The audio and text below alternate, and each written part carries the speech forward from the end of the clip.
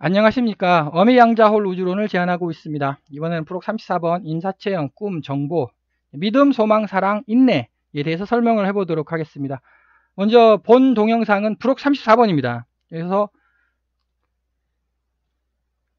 유튜브 동영상에 양자홀이라고 단어를 치시고 이제 채널을 가셔서 2번 사후세계는 존재한다. 그래서 이제 그 양자 얽힘이 도대체 뭐냐, 양자 생물학, 양자 컴퓨터, 생명전자가 뭐냐, 과학은 뭐고 종교는 뭐냐, UFO는 뭐냐, 사후세계 임사체험, 유체이탈, 혼불, 전생체험 이런 것들이 무엇을 뜻하는지 미래 물리학으로 설명했다. 즉 어미양자홀 우주론으로 아주 세부적으로 설명을 하였습니다. 그래서 여기서 또 반복해서 설명을 하려면 시간이 너무 많이 걸리기 때문에 제가 그 기존에 설명했던 것은 가감하게 생략을 하도록 하겠습니다. 근데 기존에 설명했던 것 중에 하나를 좀 보완해서 설명을 하자면, 자, 이 그림, 어미양자홀 우주론 동영상을 한 번이라도 시청하셨다는 분이라면 이 그림은 반드시 한번 보셨을 겁니다. 거기서 제가 여기가 공간이다, 여기 우리 세상이다 라고 설명했고, 여기죠, 여기 밑면이 저 세상 반공간이다 라고 제가 주장을 하였습니다. 그러면 의문이 바로 들죠. 그럼 여기가 공간이다, 그럼 여기는 반공간이다, 그럼 여기는 두 번째 공간이라는 소리냐, 여기는 세 번째 공간, 뭐 네 번째 공간, 다섯 번째, 여섯 번째, 일곱 번째 이렇게 공간이 많이 있다는 거냐 라는 반론이 바로 나오게 되죠. 공간이 많이 있지 않습니까? 근데 그게 아니고 우리의 공간은 사실 여기 양자홀 있죠. 양자홀 여기 테두리에 있는 거예요. 테두리에. 이것은 윗면도라고 이해를 하시면 되겠어요. 위에서 본 거고, 사실 이 양자홀 500원짜리 동전이 엄청나게 무겁지 않습니까? 밑으로 밑바닥으로 쭉 쳐진다는 거죠. 즉 이 그림을 보시면 아까 여기 꼬불꼬불한 거 있지 않습니까? 꼬불꼬불. 네, 여기는 4차원의 세계예요. 그럼 우리의 3차원은 여기 양자홀, 아까 500원짜리 동전 있지 않습니까? 500원짜리 동전 주위에 펼쳐진다는 겁니다. 즉 여기서 아까 500원짜리 동전이 무겁기 때문에 밑으로 쭉 쳐진다는 거죠. 이렇게. 그러니까 여기에 우리 공간이 펼쳐져 있는 거예요. 그러면 그 아까 보셨던 그림을 설명은 제가 여기를 설명한 겁니다. 여기를. 실제로는 여기가 아니고 여기라는 거죠. 근데 그러면은 이거를 제가 그림으로 보여줄 수가 없는 이유가 차원이 붕괴가 돼 버렸습니다. 그러니까 요거는 차원이 꼬불꼬불해진 거죠. 꼬불꼬불한 거 제가 그 500원짜리 동전 돌려가지고 보여줄 수가 있는데, 여기는 차원이 붕괴가 돼가지고 어떻게 제가 표현을 할 수가 없는 겁니다. 차원 붕괴 수학이 필요하다.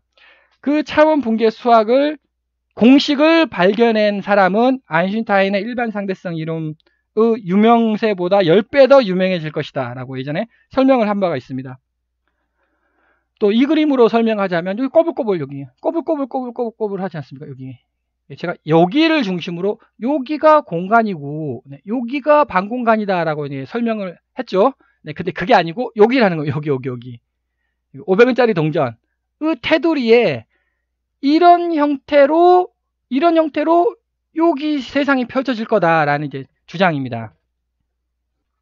그래서 공간이 있고 반공간이 분명 요 세상에 펼쳐질 것이다. 반공간이 존재한다. 자, 그리고 이것은 특별히 매우 중요하니까 다시 제가 강조해서 설명하겠습니다. 빨간색이 있고 파란색이 있습니다. 네. 요거는 공간이고요. 요건 반공간이 되겠습니다. 공간의 특징, 넓어지려고 해요. 펼쳐지려고 합니다. 퍼지려고 합니다. 반공간의 특징, 모여들려고 합니다. 뭉치려고 합니다. 즉 빨간색과 파란색은 전혀 반대의 성격이다. 그래서 이 멤브레인에서 윗면이 빨간색이에요. 여기가 빨간색 공간, 우리 공간이에요. 퍼지려고 합니다. 요 밑면 있죠, 밑면. 요거의 밑면, 파란색이죠. 파란색의 특징, 밑면, 저세상의 특징, 뭉쳐들려고 합니다. 모여들려고 합니다. 네, 그래서 이제 본격적으로 설명을 시작해 보도록 하겠습니다. 먼저 그 과학을 전공하신 분에게 질문을 한번 해보도록 하겠습니다. 물질 존재하느냐? 맞죠? 우리 세상은 물질의 세상이지 않습니까? 반물질 어디로 갔습니까? 라고 제가 질문을 하겠습니다. 아무도 답변을 못합니다. 물질과 반물질은 동수로 똑같이 존재해야 한다. 네, 그것이 현 과학의 결론입니다. 이웃집 과학자라는 그 사이트 가시면 그 사이트가 어떠한 사이트를 가시든지 간에 이러한 글이 있습니다. 그런데 이러한 물질과 반물질과 관련해 한 가지 미스터리가 있습니다. 입자물리학 표준 모델에 따르면 빅뱅 당시 물질과 반물질은 동일한 비율로 생산됐습니다. 동일한 비율에 물질과 반물질은 동일해야 됩니다. 때문에 우리가 사는 우주는 처음 생성됐을 때부터 이들 물질과 반물질 상호작용으로 진작에 소멸됐어야 한다는 분석이 나온다는 거죠. 우리 우주는 원래 파탄 났어야 합니다. 반드시. 그런데 왜 우리 우주가 이렇게 아름답냐는 거죠. 그런데 지금 주변을 둘러보면 모든 것이 물질로 이루어 존재합니다. 그렇다면 반물질들은 어디로 갔습니까? 반물질 어디로 갔습니까? 물질과 반물질의 비대칭은 입자물리학에서 풀리지 않는 가장 큰 미스터리 중에 하나입니다. 과학자들은 어떻게 물질이 대칭 균형을 깨고 우주를 차지할 수 있었냐 질문을 합니다. 모른다죠. 반물질 어디로 갔습니까? 모른다. 자, 그럼 입자도 마찬가지입니다. 우리는 입자의 세상이에요. 반입자 어디로 갔습니까? 쌍생성, 쌍소멸이 있습니다. 쌍생성, 쌍으로 나타난다는 거예요. 대표적으로 전자죠. 네, 그 반입자가 쌍으로 생성이 된다는 겁니다. 반전자가 되겠죠. 전자의 반입자는 전자, 반전자가 쌍으로 생성돼야 된다. 쌍생성이죠. 그럼 쌍소멸도 있습니다. 쌍소멸, 전자와 반전자가 쌍으로 소멸된다는 겁니다.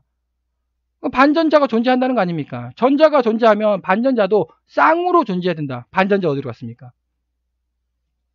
반전자 어디로 갔냐? 자, 그럼 중력에 대해서 한번 물어볼까요? 자, 중력이 존재하는 건 당연하죠, 너무나. 반중력 존재하는 거 맞습니까? 물리학적으로 반중력 존재할 가능성이 있습니까? 없습니까? 있죠, 당연히. 근데 반중력은 우리 세상에 존재하지 않습니다. 그런데 물리학적으로는 반중력 존재해야 한다. 누구나 다 인정하는 거 아니겠습니까? 그래서 반중력 우주선, 반중력 우주선이라는 또 SF 영화도 탄생을 하죠.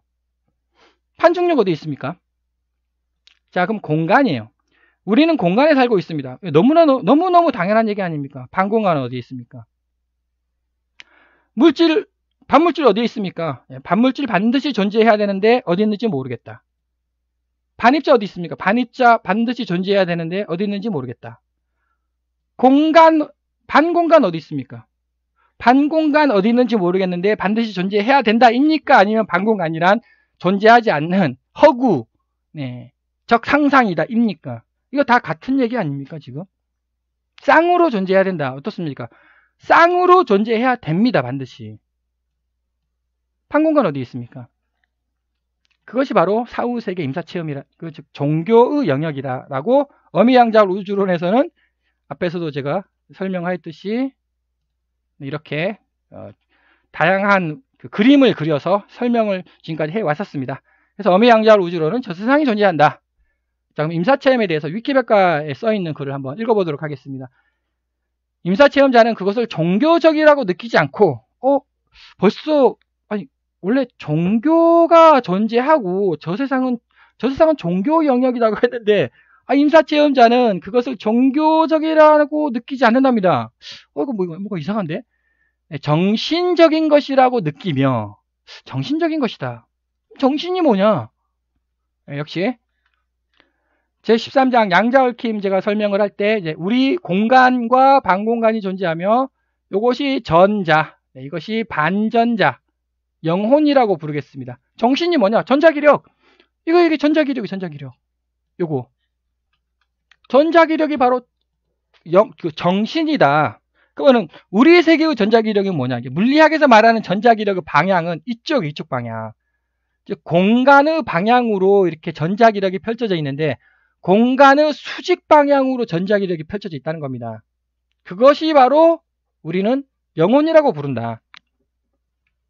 정신이라고 부른다. 여기 정신이 끊어졌네요. 이 사람 정신 차려야 됩니다. 정신 차려라가 무슨 말이냐? 풀 나는 겁니다. 똘똘똘 말린 거 이렇게 쭉 풀어가지고 이렇게 착 연결하라고. 이 사람 정신 차렸습니다. 그래서 정신적인 것이라고 느끼며 정신에 대해서 제가 그림을 그려서 설명을 하였습니다. 체험 후에는 기성의 특정 종교 입장을 떠나 보다 보편적인 종교심의 탐구로 향하는 경향이 있다. 보편적 종교를 추구한다. 매일의 당연한 것을 평가하게 되고 배려가 늘어나며 물질주의에서 멀어져.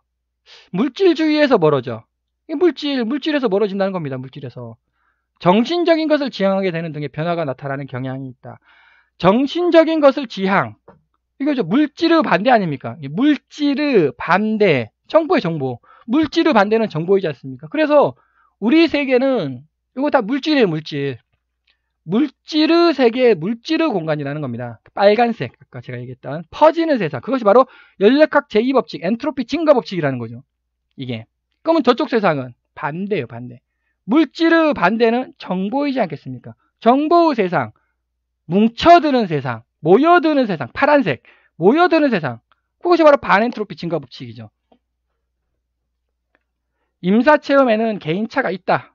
개인차가 있습니다. 단지 거기에는 일정한 패턴이 있는 것은 부정할 수 없다. 일정한 패턴이 있다고 합니다. 그 일정한 패턴은 뭐 또 이게 뭐 죽음의 선고가 들린다, 마음의 평안 고요함, 어두운 터널을 지난다, 다른 사람과 만난다, 뭐 죽은 친족이나 뭐 그의 인물, 빛을 만난다, 네. 경계 혹은 한계를 지난다. 이게 무슨 뜻이냐? 이게 도대체 무슨 뜻입니까? 물리학적으로 설명해 봐라. 네, 그거를 또 저는 프로그 29번에서 100분 1시간 40분에 걸쳐 가지고 그게 무슨 뜻인지, 저승으로 가는 길이 굉장히 어둡지만 도착한 곳은 밝고 읽기만 해도 행복하다. 이게 뭔 뜻이냐? 근데 그것이 바로 물리학적 용어로 양자 터널 효과라는 겁니다. 터널을 지날 때, 터널이죠. 터널을 지날 때, 그 그림으로 그리면 이거죠. 예, 양자 터널 효과. 터널을 지날 때 어둡다는 겁니다. 그럼 터널을 다 지나고 나면은 반공간이에요. 반공간. 반공간의 특징이 뭐예요? 반엔트로피 증가 법칙. 반엔트로피 증가 법칙. 읽기만 해도 좋은 세상.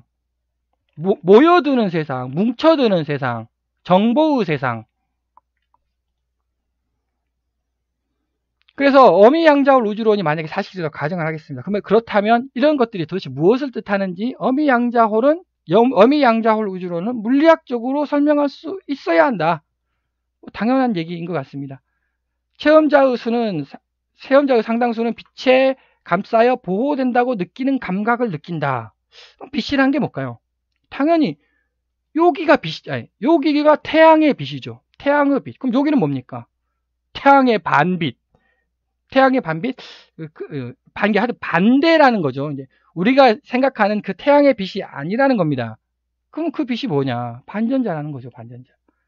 반전자를 느꼈다는 겁니다. 반전자 정보 집단체를 느꼈다는 거죠. 그 빛이란 반공간에서의 영혼들, 반공간이 존재하고 거기에는 영혼들이 잔뜩 있다. 반전자 집합체.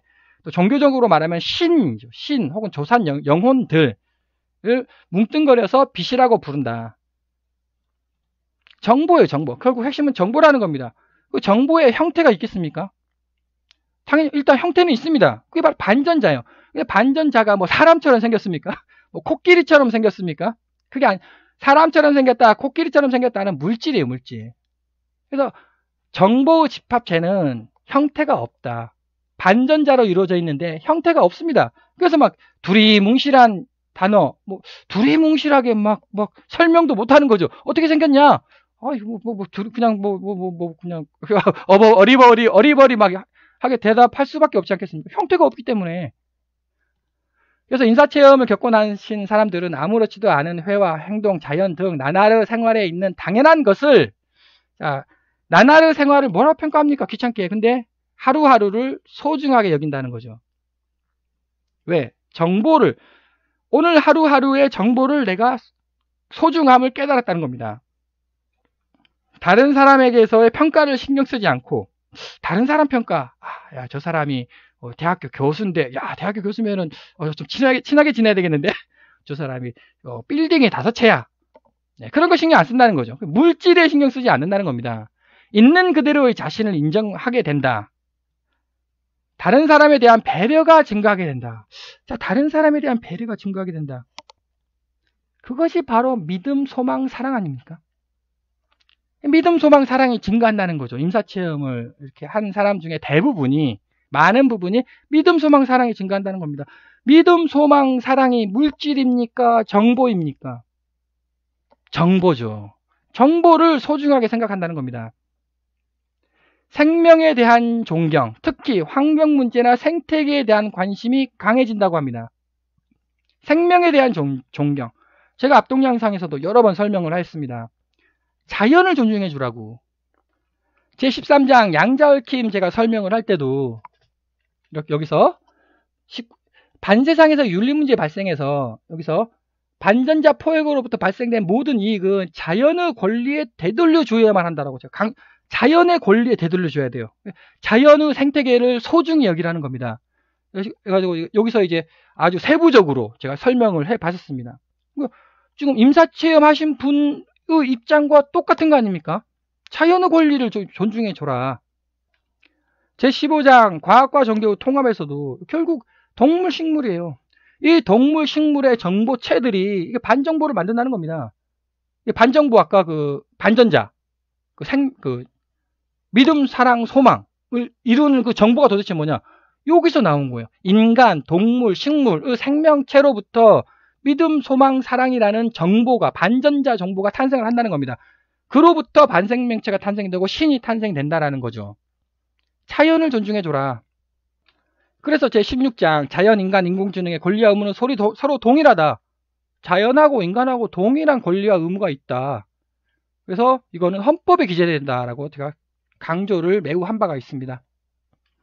그래서 그 자연의 권리를 존중해줘라. 생명에 대한 존경, 특히 환경 문제나 생태계에 대한 관심이 강해진다. 정확히 일치하고 있다는 거죠. 사회적인 성공을 위한 경쟁에 대한 관심이 약해진다.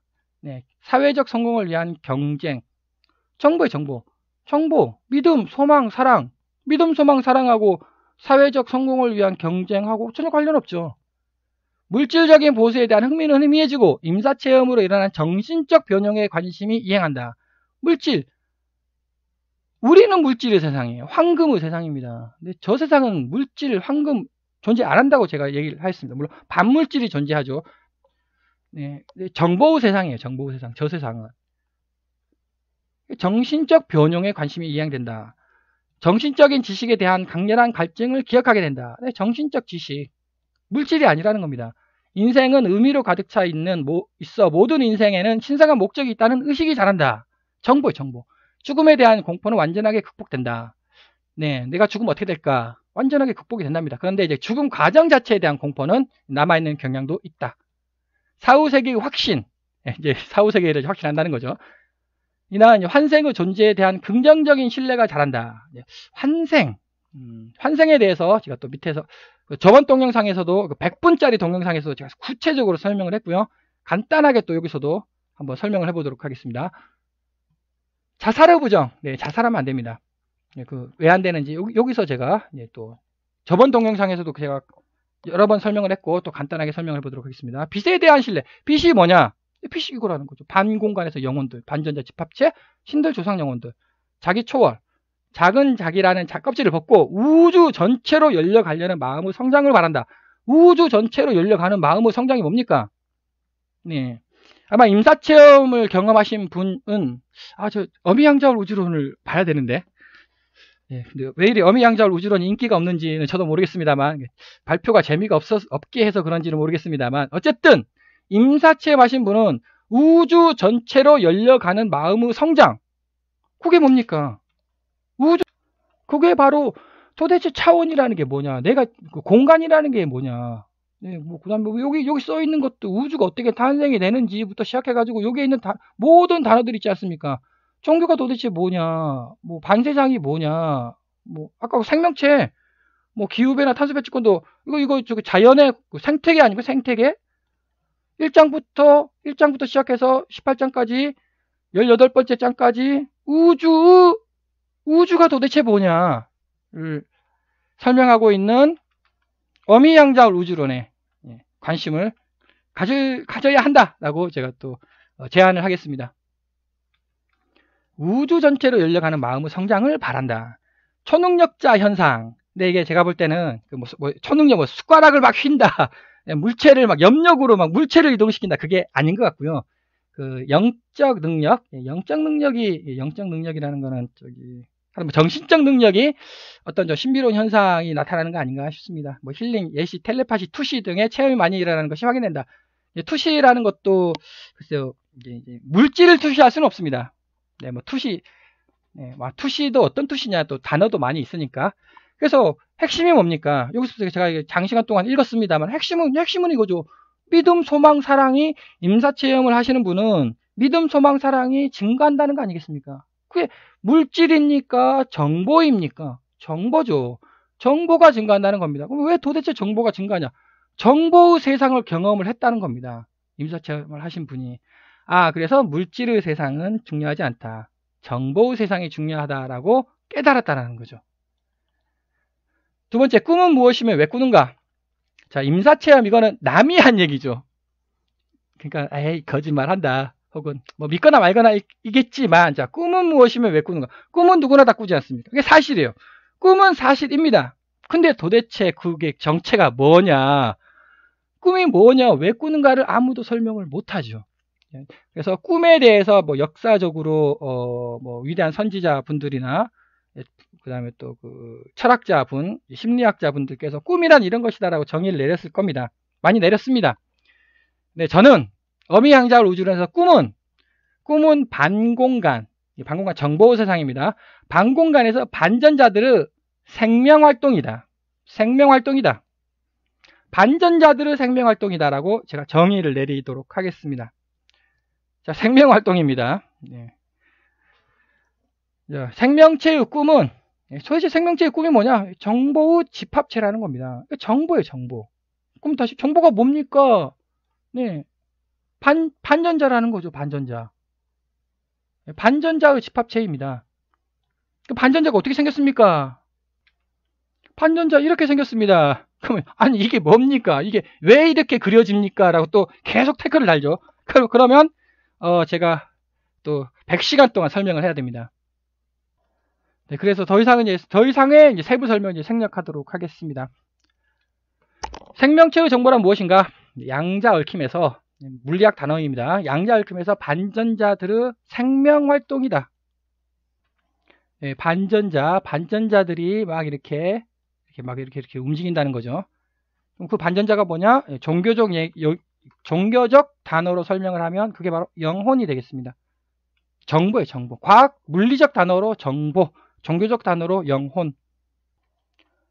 과거의 억눌렸던 기억, 현재의 생각, 미래의 욕구, 잠재의식이 당신의 꿈으로 나타난다고 이렇게 그 병원에 가면은 얘기를 합니다. 당연히 맞죠. 과거에 억눌렸던 기억, 정보 아닙니까? 정보. 현재의 생각, 정보죠. 미래의 욕구, 정보 아닙니까? 잠재의식, 정보 아닙니까? 그 정보가 나의 꿈으로 나타난다는 겁니다. 그러면 정보가 어디 있냐고. 자, 그러면 나의 정보 어디 있습니까? 라고 물어보면 그 의사분 대답 못 하죠.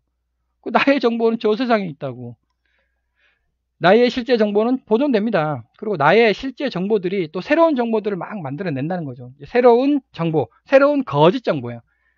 새로운 실제 정보도 있고요. 새로운 거짓 정보도 막 만들어낸다라는 겁니다. 근데 정보 종류는 다양하다. 왜 역사상 한 번도 없던 예술 창작의 세계가 꿈에 펼쳐지는가? 자, 위에 거는 제가 인정하겠습니다. 인정할 수도 있죠. 그러니까 즉 당신의 그 정보가 뇌에서 영화로 표현되는 거다. 뭐 그럴 수 있죠. 근데 그 동영상 시청자분께서도 생각을 해보십시오. 역사상 한 번도 없던 소설책에도 없고 영화에도 없고 스티븐 스필버그의 쥐라기 공원에도 없습니다. 한 번도 없던 예술 창작의 세계가 꿈에 펼쳐지지 않습니까? 예술가 및 영화관들에게 영감을 주는 꿈들이 막 펼쳐지지 않습니까? 이것이 나의 과거에 억눌렸던 기억, 현재의 생각, 미래의 욕구, 잠재의식, 즉 내가 과거에 한 번이라도 봤다는 거죠. 한 번에 본 광경이 이런 거를 만들어낼 수가 있겠습니까?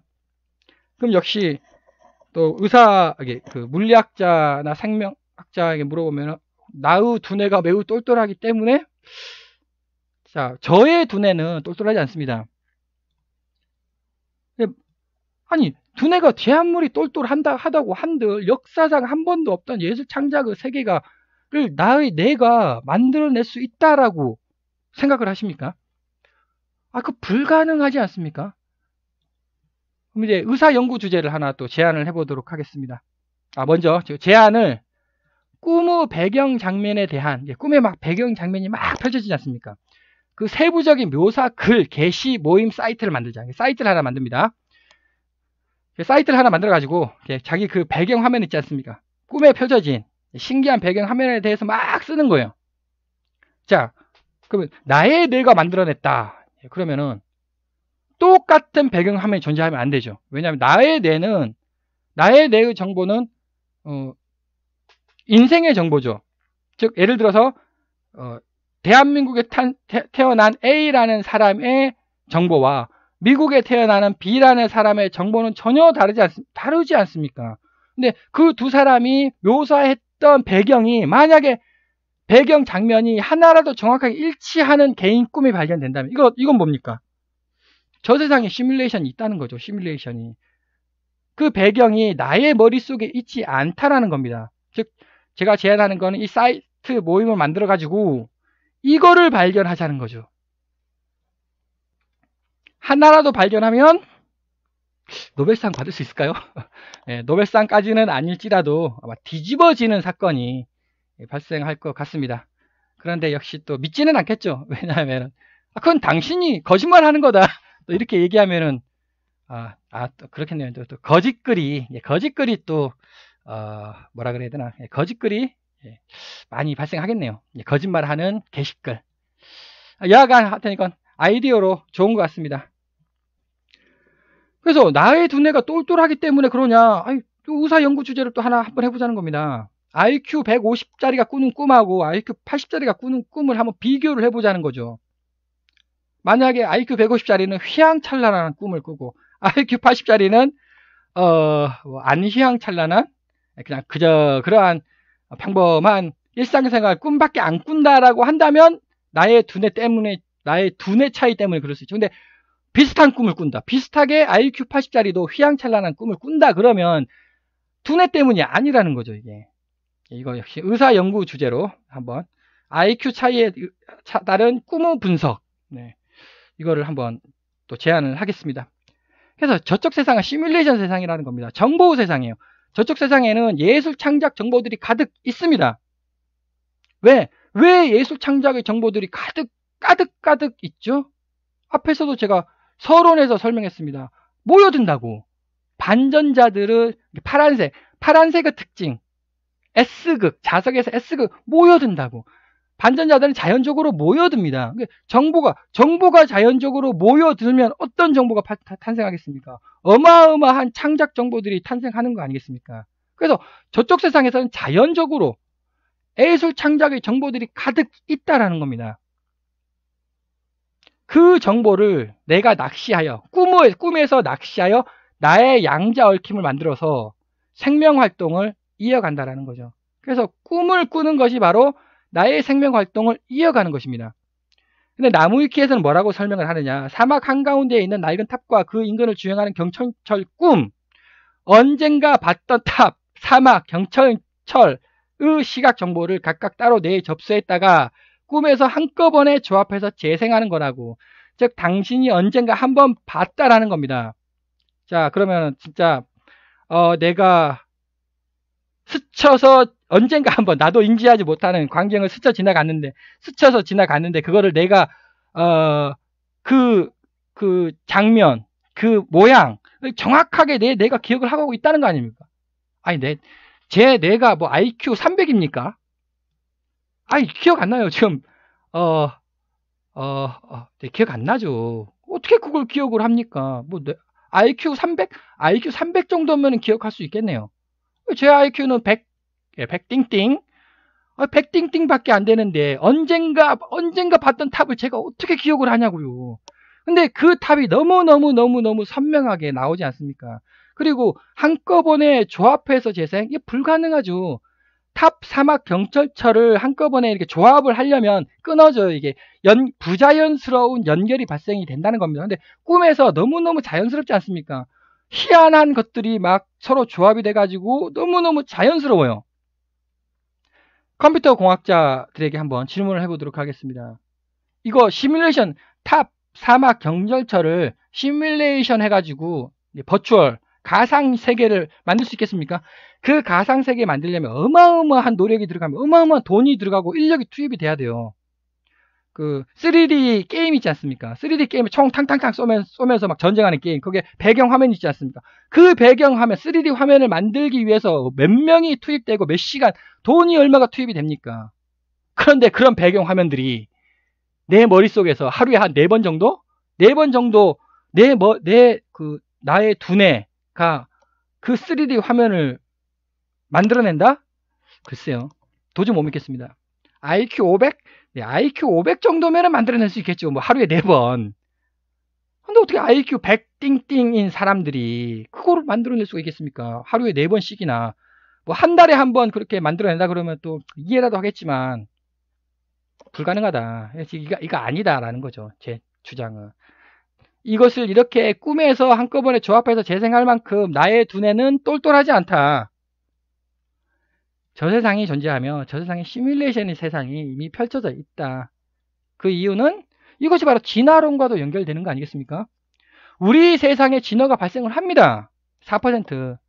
저 세상의 진화의 정보가 96% 있다라는 거죠. 그럼 왜 진화가 뭡니까? 모여들어야죠. 정보가 모여들어야 진화가 되는 거 아닙니까? 예, 진화라는 말은 더욱더 업그레이드가 된다는 겁니다. 다운그레이드가 아니에요. 보다 더 좋은 걸로 업그레이드. 그럼 모여들어야죠. 우리 세상은 엔트로피 증가의 법칙의 세상, 무질서 증가의 법칙의 세상이에요. 저 세상이다. 그 무질서 증가 법칙의 세상에 부단히 노력하면 진화가 발생합니다. 하기는. 근데 그건 4%라고요. 저 세상에서 자연적 진화가 96%가 저 세상에서 발생을 한다. 그 진화가 바로 정보이고 역사상 한 번도 없던 예술 창작의 세계가 저 세상에는 어마어마하게 있다라는 거죠. 그 정보가. 해몽 또는 예지몽은 사실인가? 과거 또는 현재의 나의 정보가 잔뜩 있습니다. 과거 또는 현재의 나의 정보가 잔뜩 있죠. 거기에 그 주위에 외부 정보가 잔뜩 있지 않습니까? 그것이 융합이 되는 거예요.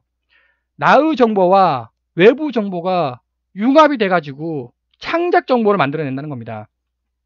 자, 그러면 창작 정보가 진실입니까? 거짓입니까? 둘 다 있죠, 당연히. 진실일 수도 있고요. 거짓일 수도 있지 않겠습니까? 추측 가능한 미래. 자, 내가 인지는 못했어요. 인지는 못했는데, 듣고 보면, 그거 추측 가능하네. 그런 거 많이 있지 않습니까? 그것이 바로 해몽 또는 예지몽이 될 수도 있다는 거죠, 그게. 근데, 추측 불가능한 미래가 있지 않습니까? 뭐 대표적으로 복권, 로또 6개 자리 당첨되는 거, 그거 어떻게 추측 불가능한 미래죠. 돼지 6마리가 꿀꿀꿀꿀 하면서 나의 집으로 들어왔습니다. 그 꿈을 꿨습니다. 로또 6개, 번호 6개 당첨되는 거 맞습니까? 아니죠. 절대 당첨 안 되죠. 추측 가능한 미래가 있고 추측 불가능한 미래가 있고요. 추측 가능한 미래에서도 확률이에요, 확률. 왜? 나의 정보와 외부 정보가 융합을 해요. 그러면은 진실일 수도 있고요. 거짓일 수도 있는 거 아니겠습니까? 그래서 예몽 또는 예지몽은 적절히 사실일 수도 있고, 많은 부분은 가짜다. 태몽은 매우 중요하다. 자, 왜 태몽이 매우 중요하냐? 뱃속의 아기가 저 세상의 정보를 어마어마하게 낚시를 합니다. 그래서 자기 정보를 막 만들어내요. 자기 정보를 만들어낸다. 즉 양자얽힘이라고 해서 양자얽힘으로부터 생명 활동을 이어간다. 이게 양자얽힘이에요. 그러니까 뱃속에서 어마어마한 정보를 낚시를 한다는 겁니다. 자, 그럼 어떤 정보를 낚시를 해야 되겠습니까? 믿음, 소망, 사랑이 풍부한 정보를 낚시를 해야 되지 않겠습니까? 왜냐하면 정보도 별의별 정보가 많이 있지 않겠습니까? 믿음, 소망, 사랑이 풍부한 정보를 낚시를 해야죠. 그래야지 자기 자식이 나중에 잘 될 거 아닙니까? 네. 그래서 임산부 보호 정책이 필수라는 겁니다. 임산부 술, 담배 금지해야 됩니다. 엄마의 역할이 매우 중요하다는 겁니다. 태교, 그 애를 뵀을 때 엄마가 어떠한 교육을 받느냐. 엄마가 아기를 뵀을 때 부정적인 장소 있지 않습니까? 부정적인 장소에 가면 안 되죠. 부정적인 장소에는 부정적인 정보가 너무 많아요. 그 아기가 그 부정적인 정보를 낚시를 한다는 거죠. 그래서 태교 매우 중요하다는 점을 강조를 드리겠습니다. 지각몽, 루시드 드림이라고 부릅니다. 즉, 꿈에서 내 마음대로 그 꿈을 내가 조절한다는 거죠. 네, 이것도 부작용이 좀 있다고 합니다. 뭐, 그 하면 매우 피곤하고, 뭐 등등 몇 가지 부작용이 있다고 합니다. 자, 그럼 지각몽, 나의 마음대로 이렇게 내 꿈을 조절한다. 질문을 한번 해보겠습니다. 지각몽을 꾸시는 분들에게. 자, 꿈의 배경, 그러니까 나의 신체, 내 손을 내가 지팡이로 만들어요. 그거 가능한 거죠. 왜 내 손은 나의 정보예요. 그러니까 나의 정보를 내가 마음대로 바꿀 수 있다는 거죠. 그거 가능하다. 그런데 꿈의 배경이에요. 꿈의 배경 중 일부를 나의 마음대로 바꿀 수 있습니까? 저의 추측은 못 바꾼다. 나의 손은 지팡이로 바꿀 수 있다. 그런데 배경 중 일부를 나의 마음대로 못 바꿀 것이다.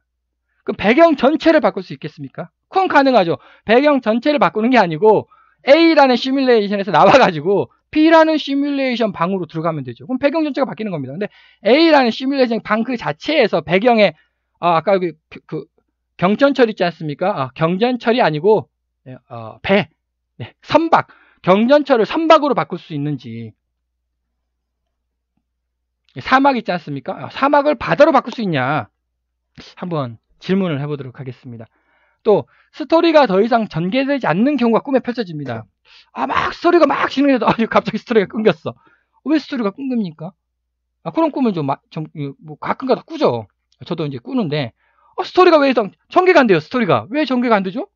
아니, 자 보죠. 나의 두뇌가 매우 똘똘해가지고 막 스토리를 만들어낸다면서요.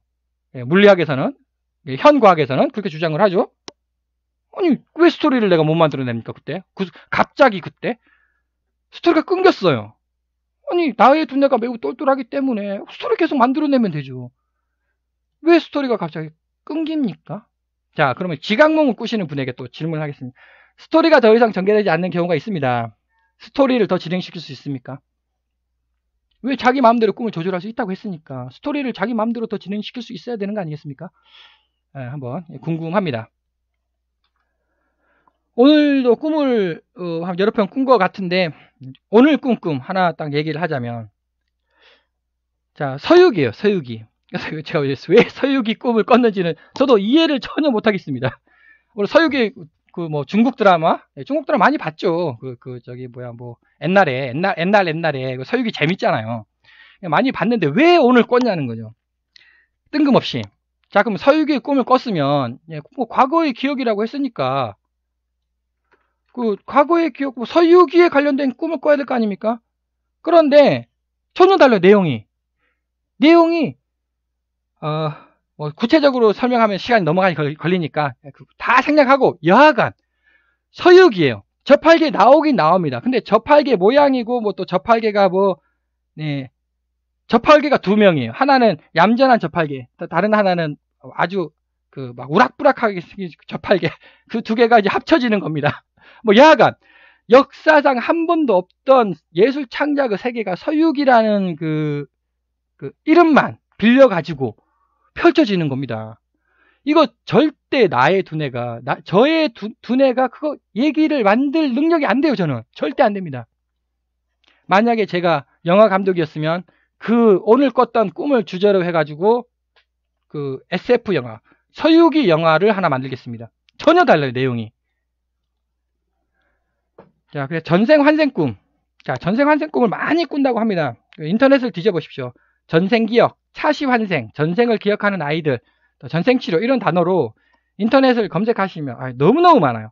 그리고 그 내용도 너무너무 구체적이고 알아맞힌다고 합니다. 예를 들어 이집트에서 태어난 3살짜리 아기가 미국의 1950년대에 죽은 그 사람의 정보 있지 않습니까? 를 정확하게 알아맞힌대요. 그런 게 한두 건이 아닙니다. 너무너무 많다고 이렇게 인터넷에 나와 있어요. 역시 그 사람이 거짓말 한 거라고, 믿거나 말거나 돼버리는 거죠. 또 역시 과연 그게 어미양자를 우주로는 이렇게 설명을 한다는 거죠. 저 세상이 존재하고 저 세상은 정보의 세상이라고. 정보는 사라지지 않습니다. 그래서 1번 전생환생 꿈을 꿉니다. 나의 내가 만들어낸 창작 작품입니까? 결코 그 창작 작품을 만들어낼 수가 없죠. 두 번째, 그 창작 작품인데 어떻게 알아맞히자는 거예요. 그러면 그 소년하고 그 다큐멘터리 제작진하고 짜고 친 고스톱이다. 설마 그것까지 짜고 친 고스톱일 수가 없죠. 국가 정부가 뭐 중국 공산당 정부가 그 짜고 치는 거짓말이다. 정부가 어떻게 그거를 짜고 치겠습니까? 예, 그 이제 차시환생에서 또 그 중국 정부가 뭐 연구하고 그 사례를 연구하고 그런 거 많이 있다고 합니다. 도저히 못 믿겠습니다. 전생 환생의 정보다. 네, 이거라는 거죠. 그 세 번째가 있어요. 저 세상의 정보를 현재의 나가 캐치를 했다는 겁니다. 자, 꿈 중에서도 또 어떤 꿈이 있냐면은, 나가 아니야. 분명 내가 아니야. 나는 3인칭 관점이에요. 3인칭 관점에서 막 그 스토리가 지나가는 걸 내가 구경하고 있어. 구경하고 있는데 결국 마지막에 뭐냐면 그 구경이 내가 텔레비전에서 하고 있는 거야. 텔레비전에서 하면서 이제 그 스토리가 딱 지나가가지고 이제 이게 텔레비전에서 자막이 나옵니다. 자막이 이건 누가 만들었고 이건 누가 만들었고. 저도 그 자막, 저도 그런 꿈을 상당히 많이 꾸는데 그게 문자의 글자가 제가 한 번도 본 적이 없는 문자입니다. 저도 나름대로 공부를 제가 기계공학 출신인데 그래도 뭐 나름대로 유튜브나 뭐 이렇게 해가지고 지식이 문자에 대해서도 좀 공부를 한 건 아닌데 많이 봤습니다. 그런데 그 문자에서 한 번도 본 적이 없는 문자예요. 어떻게 생겼냐면 한자 있죠. 한자랑 뭐 히브리어? 그걸 좀 섞은 문자 있지 않습니까? 그 문자들이 한두 개가 아니고 잔뜩 지나가요. 잔뜩. 그 문자가 내 머리가 만약에 나의 두뇌가 그런 문자를 만들어낼 정도의 실력이면 제가 세종대왕입니까? 한글 만들어내죠. 제가 나의 머리가 만들어낸 게 아니고 저 세상에 그 문자의 정보가 존재한다는 거죠. 저는 세종대왕의 한글 창제 능력의 100분의 1, 1000분의 1밖에 안 되는 언어 능력자입니다. 언어 실력자예요. 1000분의 1밖에 안 돼요. 그거 어떻게 존재하지 않는 문자들이 막 잔뜩 넘어가냐는 거죠. 꿈에서. 그리고 꿈 이야기 하나만 더 하자면 저는 지금까지 태어나서 비행기를 딱 2번 타봤습니다. 2번 탄 이유가 제주도에 논문 발표가 있어가지고 어쩔 수 없이 제주도로 가가지고 비행기를 2번 타봤습니다. 논문 발표 때문에. 그런데 꿈을 꿨습니다. 베트남이에요. 제가 베트남 한 번도 가본 적도 없고 베트남 영화 다큐멘터리 드라마 본 적도 없습니다. 베트남하고 저하고는 아무런 관련이 없습니다. 배경이 베트남이고 넓은 그 쌀판 논 있죠. 논이 어마어마하게 펼쳐져 있어요. 거기서 막 바람에 부니까는 이제 막 그 보리가 보리가 아니죠. 쌀이죠. 쌀이 왔다 갔다 흔들리는 거예요. 쌀나무? 쌀대가 왔다 갔다. 아니 왜 그리 선명해요? 어마어마하게 선명을 합니다. 내 머리가 그걸 어떻게 만들어내냐고요. 그거를. 하여튼 선명하게 나타납니다. 거기서 이제 제가 자전거를 타요. 자전거를 타고 그 논길이지 않습니까? 논길을 막 자전거 타고 쭉 지나갑니다. 거기서 이제 자전거를 타고 가다가 이제 시장이 나와요. 시장에 베트남 사람들이 우글 거리고 있습니다. 거기서 이제 제가 자전거에서 내려가지고 베트남 여자친구랑 팔짱을 끼고 이제 걸어가는 거예요. 아니 그 꿈을 제가 왜 꾸냐고요 도대체. 그 꿈이 저 머리가 나의 뇌가 두뇌가 막 그 조합을 해가지고 재생한 거 맞습니까? 도저히 못 믿겠습니다. 그런 제가 방금 설명했던 꿈과 비슷한 꿈 동영상 시청자분께서도 많이 꾸지 않습니까? 그게 바로 전생 환생 꿈일 수도 있다라는 거죠. 근데 사실 그건 전생 환생이 아니고요. 3번에 해당하는 거죠. 저 세상에 그 정보가 이제 떠돌아다니고 있는 거예요. 그거를 내가 캐치해낸 겁니다. 꿈으로. 자, 그래서 빨간색이니까 매우 중요합니다. 우리는 행복한 기억으로. 자, 행복한 기억. 이게 뭡니까? 이거죠, 이거. 믿음, 소망, 사랑. 믿음, 소망, 사랑, 인내를 가지고 가능한 오래 살아야 합니다. 그래서 다양한 정보를 획득해야 된다는 거죠. 다양한 정보를 획득해야 됩니다. 다양한 정보를 획득하기 위해서 오래 사십시오. 아이고 나 죽겠다. 그럼 하지 마시고요. 오래 사세요. 오래. 그래서 그게 왜 오래오래 살아야 되느냐? 저 세상이 시뮬레이션 세상이니까. 내가 획득한 믿음, 소망, 사랑의 정보 있지 않습니까? 그 지금 현 세상에서 획득한 그 정보를 시뮬레이션 세상에서 경험을 하는 거예요. 시뮬레이션 세상에서 그 사람은 환영을 받는다는 겁니다. 그래서 우리는 행복한 기억으로 가능한 오래오래 살아서 다양한 정보를 획득해야 된다를 강조를 드리겠습니다. 내가 죽고 나면 내가 일생 동안 꾼 꿈이 있지 않습니까? 그 시뮬레이션 세상을 경험하게 된다. 이것도 아주 새로운 또 시각입니다. 도대체 꿈이 뭐냐? 내가 그 일생 동안 꾼 꿈 있지 않습니까? 그 꿈의 세상을 경험하게 된다는 거죠. 자, 내가 어마어마한 꿈을 꿨습니다. 도중에 띠리링 자명증 올려도 깼습니다. 좀만 더 했으면 용을 잡을 수 있었는데, 용 등에 올라타가지고 저기 우주를 알 수 있었는데, 이거 안타깝다. 자, 그 결말이 궁금하지 않습니까? 어마어마한 꿈을 꿨는데 도중 깨어났습니다. 이런 게 한두 개입니까? 어렸을 때 시작하죠. 내가 100살까지 사십시오. 100살까지 어마어마한 꿈을 꿨고 그 결말이 매우 궁금한 게 한두 가지가 아니지 않습니까? 그 꿈의 세상을 경험하게 된다는 거죠. 그래서 꿈을 많이 꿔라. 어떤 꿈? 믿음, 소망, 사랑에 관련된 꿈을 많이 꾸십시오. 물론 반대의 꿈을 꾸는 사람도 있겠죠. 근데 그 반대의 경험을 한다는 겁니다. 정보의 세상, 시뮬레이션의 세상이니까. 자, 그래서 그 결말이 매우 궁금하다 하시는 분은 요단강을 건너는 겁니다. 아까 여기 벽이 있다고 했죠. 그 벽을 건너는 거고, 나는 절대 벽 못 건너겠다. 죽었어요. 이게 임사체험이 아니고요. 진짜 죽었습니다. 내가 저 사람한테 어떤 한이 맺혀가지고 난 요단강 절대 못 건넌다. 그러면 그 사람은 꿈의 세상, 시뮬레이션 세상에 경험하지 않습니다.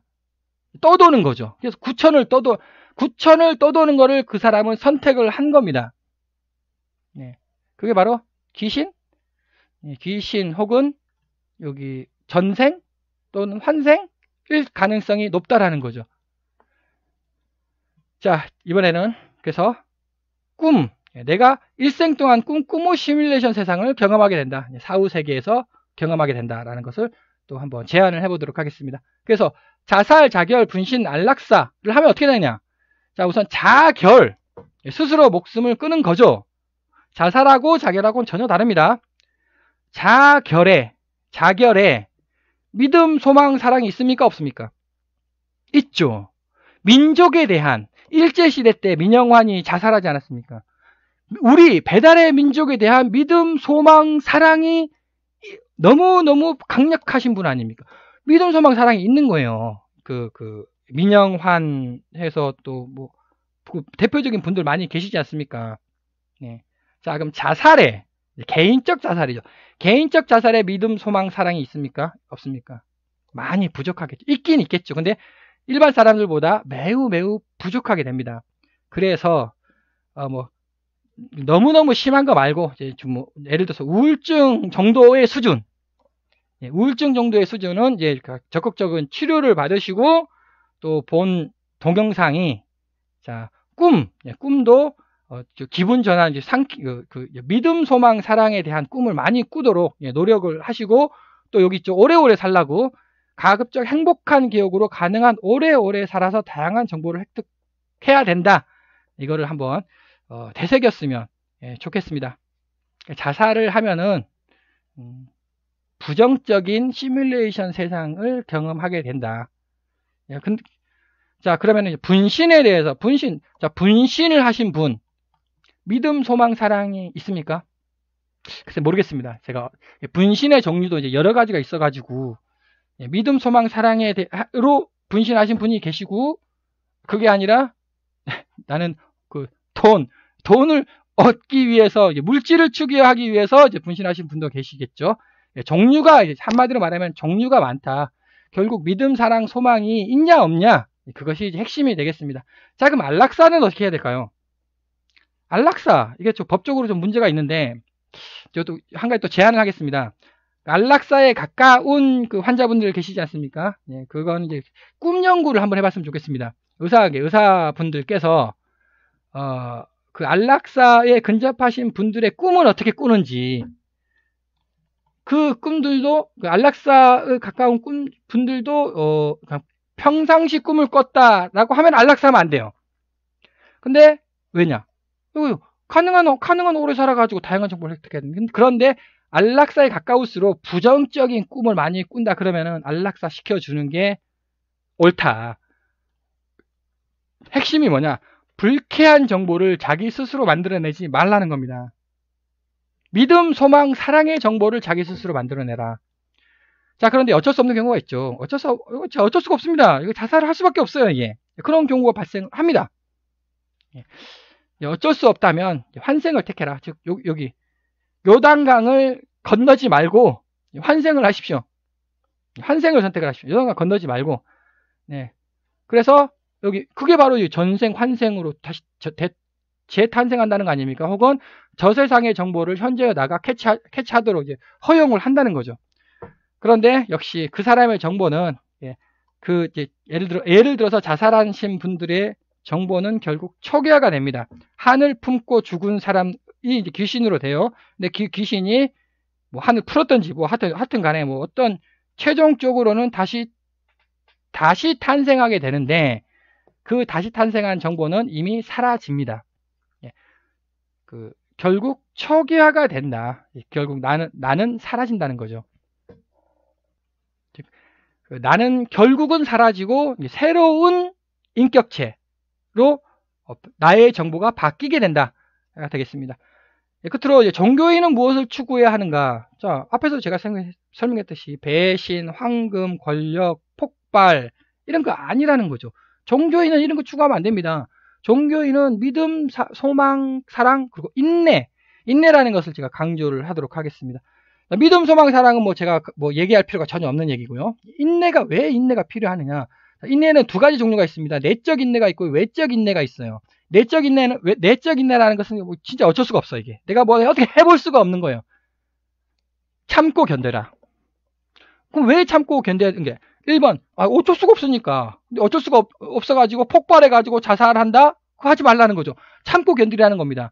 그래서, 왜? 그 가능한 한 행복한 기억으로 가능한 한 오래 살아라는 거죠. 다양한 정보를 획득해야 내가 저 세상에서 환영받는 겁니다. 그래서 인내가 매우 중요해요. 인내가. 두 번째, 외적 인내가 있다는 거죠. 자, 정의를 추구하기 위한 투쟁이 인내입니까? 인내 맞죠. 여기서 정의를 추구하기 위한 투쟁을 합니다. 얼마나 힘듭니까? 그 사람이. 매우 힘들죠. 그 매우 힘든 것을 인내하라는 거죠. 자, 여기서 제가 정의를 추구하기 위한 투쟁이었습니다. 근데 뭐 권력을 추구하기 위한 투쟁? 물질을 추구하기 위한 투쟁 아닙니다. 정의를 추구하기 위한 투쟁이죠. 그럼 정의가 뭐냐? 뭐 법률에 정의라고 써있냐?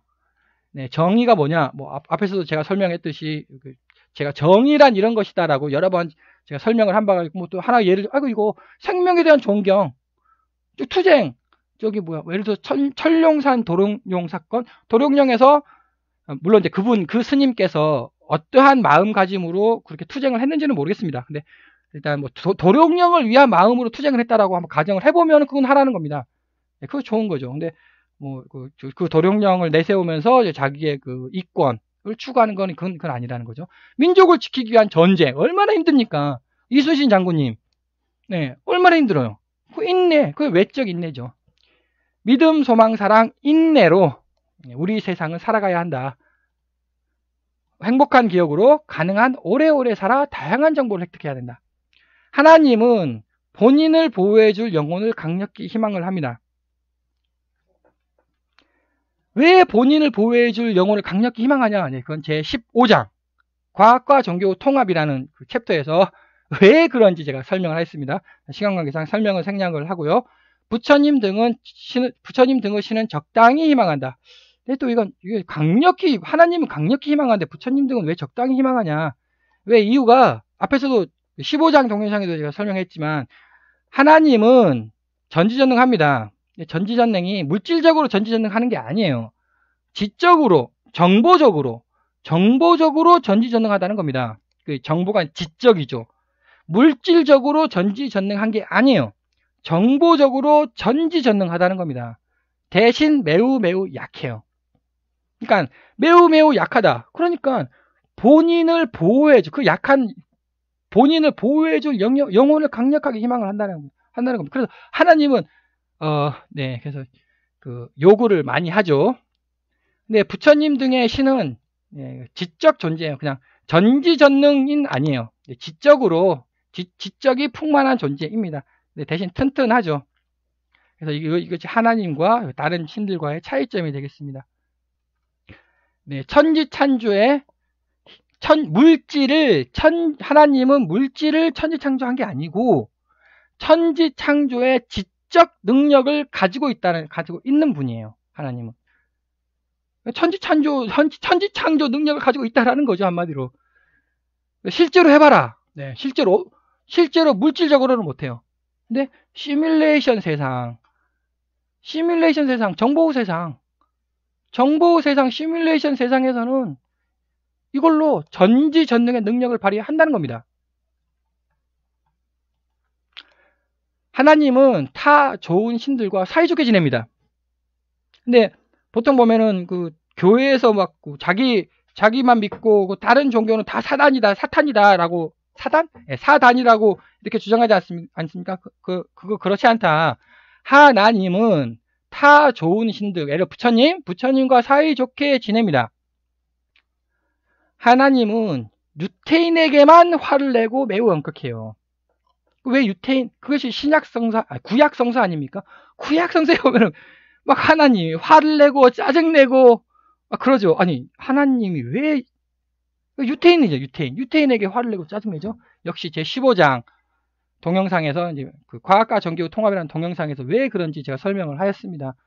간단하게만 설명하면 유태인은 4차원에서 하나님과 함께 이민온 존재예요. 그럼 우리 배달의 민족, 유태인 이외의 민족은 하나님과 함께한 게 아니에요. 유태인은 4차원에서 하나님과 함께 이사 왔다는 거예요. 그런데 유태인들이 자꾸 하나님을 배척하고 한단 말이에요. 얼마나 짜증납니까? 같이 하나님과 함께 같이 왔는데 유태인들이 자꾸 하나님을 배신 때리는 거 아닙니까? 그러니까 하나님이 화를 내야죠. 하나님은 유태인에게만 화를 내요. 왜? 자기 자식이라서 그런 거죠. 그래서 하나님은 타 좋은 신들과 사이좋게 지낸다. 그럼 지금 현 교회에서 하고 있는 예를 들어서 절에 가가지고 땅 밟기, 탑밟기인가 땅 밟기 하고 그런 거 틀렸다. 하나님의 뜻을 어긋나는 거다라고 제가 강조를 드리겠습니다. 하나님은 타 좋은 신들과 사이좋게 지낸다. 즉 교회도 기독교도 타 종교, 좋은 종교와 사이좋게 지내야 된다라는 점을 강조드리겠습니다. 그것이 바로 하나님의 말씀 혹은 뜻일 것이다라고 저는 추측을 한다, 판단을 한다입니다. 핵심이 이겁니다. 그 종교인이 살아있을 때는 하나님은 그 판단을 절대 하지 않습니다. 죽음과 동시에 판단을 합니다. 왜 그 종교인이 살아있을 때 판단하지 않죠? 여기 써있지 않습니까? 물질적인 것이 중요한 게 아니고 결국 사후 세계가 중요한 거죠. 그래서 종교인이 그 종교에 살았을 때는 그 판단을 절대 하지 않고 죽음과 동시에 판단한다. 그래서 지금 재산을 바쳐라, 몸을 바쳐라, 권력을 바쳐라, 그런 거 텔레비전 뉴스에 많이 나오지 않습니까? 그거 다 사기입니다. 사기라는 거 명심해 두시고 왜? 정보의 정보, 믿음, 소망, 사랑입니다. 하나님은 그거를 원해요. 본인을 보호해줄 영혼, 그 본인을 보호해줄 영혼이 어떤 영혼입니까? 배신, 황금, 권력, 폭발을 하는 영혼입니까? 아니면 믿음, 소망, 사랑, 인내로 가득 찬 영혼입니까? 본인을 보호해줄 영혼은 이쪽이죠. 당연히 있죠. 그런데 속아 넘어가는 사람 있죠. 근데 그러면 그 속아 넘어가더라도, 즉 혹시 당했습니다. 당하더라도 믿음, 소망, 사랑으로 인내하십시오. 왜 인내해야 되느냐? 다시 설명드리겠습니다. 우리는 행복한 기억으로 가능한 한 오래 살아 다양한 정보를 획득해야 그 세상에서 그 사람은 환영을 받습니다. 네, 여기에 혹시 당하시더라도 믿음, 소망, 사랑으로 인내는 두 가지가 있다고 했습니다. 내적 인내가 있고 외적 인내가 있고요. 이것을 잘 하셨으면 하는 생각입니다. 장시간 시청해 주셔서 감사드립니다.